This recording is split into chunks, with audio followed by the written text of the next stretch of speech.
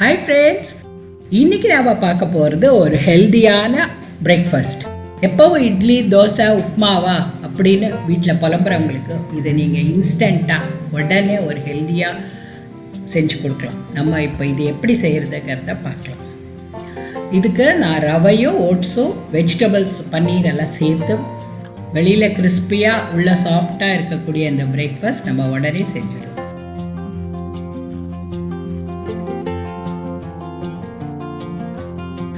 So இதுக்கு வீட்டில் இருக்கிற வெஜிடபிள்ஸ் அண்ட் திங்ஸை வச்சே நம்ம உடனே செய்யலாம். ஸோ இப்போ இது எப்படி செய்கிறதுங்கிறத பார்க்கலாம். ஒரு பவுலில் 1 கப் ரவையும் 1/2 கப் ஓட்ஸும் எடுத்திருக்கேன். நீங்கள் வேணும்னா 1 கப் ஓட்ஸும் 1/2 கப் ரவை கூட சேர்த்துக்கலாம். ஒரு 1/2 கப் தயிரும் கொஞ்சம் உப்பும் சேர்த்து நல்லா மிக்ஸ் பண்ணிக்கணும்.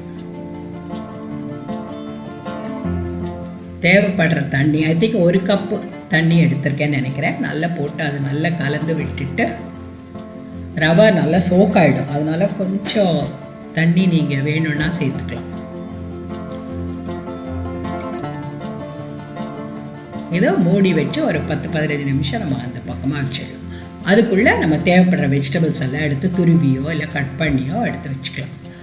இந்த வெஜிடபிள்ஸ் தான் எடுக்கணும்னு இல்லை, உங்கள் வீட்டில் உள்ள வெஜிடபிள்ஸ் வச்சு கூட நீங்கள் செய்யலாம். வீட்டில் எது இருக்கோ அந்த வெஜிடபிள்ஸ் வச்சு செய்யலாம்.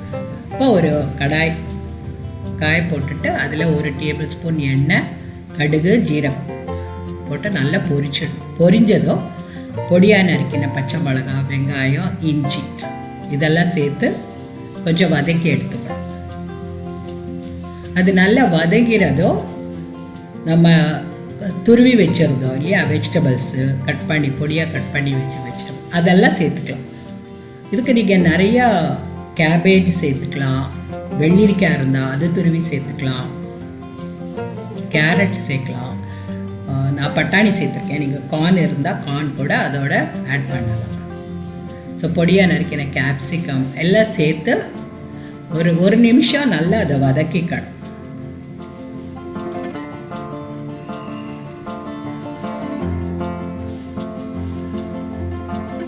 இப்போ வெஜிடபிள்ஸ்க்கு தேவையான உப்பு கொஞ்சம் நம்ம சேர்த்துக்கலாம். நம்ம ஆல்ரெடி ரவையில் உப்பு சேர்த்துருக்கோம்.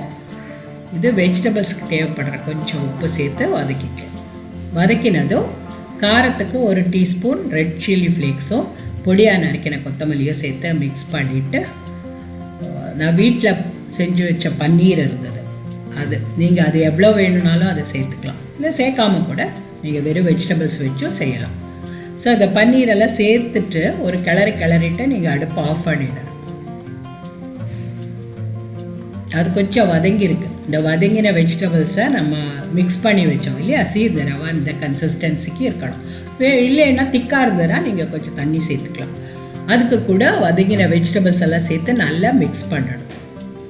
அது நல்லா கலந்து விட்டுட்டு நம்ம உடனே கூட செய்யலாம். இது ரொம்ப ஃபர்மெண்ட் ஆகணுங்கிற அவசியம்லாம் கிடையாது.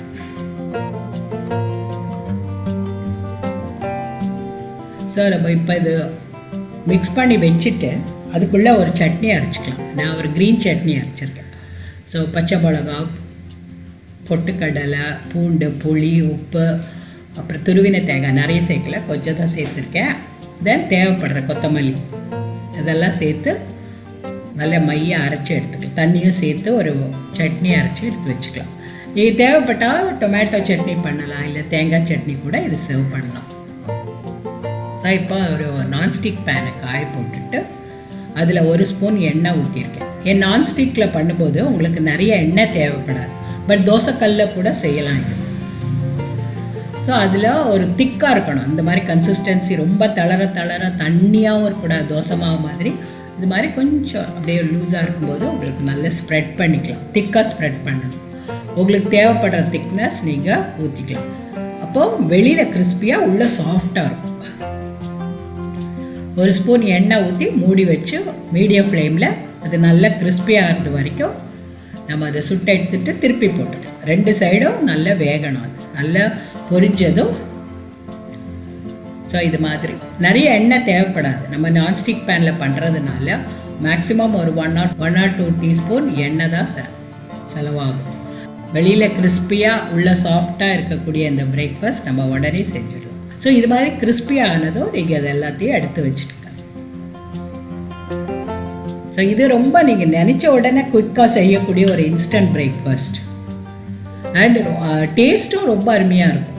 ஸோ நிச்சயமாக நீங்கள் இது செஞ்சு பாருங்கள். செஞ்சு பார்த்துட்டு உங்களோட ஃபீட்பேக் எனக்கு எழுதுங்க.